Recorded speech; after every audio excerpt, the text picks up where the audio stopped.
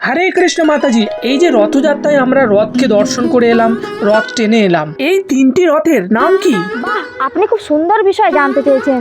জগন্নাথের রথের নাম হলো নন্দীঘোষ বা কপিধ্বজ। বলদেবের রথের নাম তালধ্বজ বা হলধ্বজ। সুভদ্রা দেবীর রথের নাম হলো দর্পদলন বা দেবদলন। আচ্ছা, তিনটে রথের নাম জানলাম, কিন্তু তিনটে রথের দড়ির নাম কি?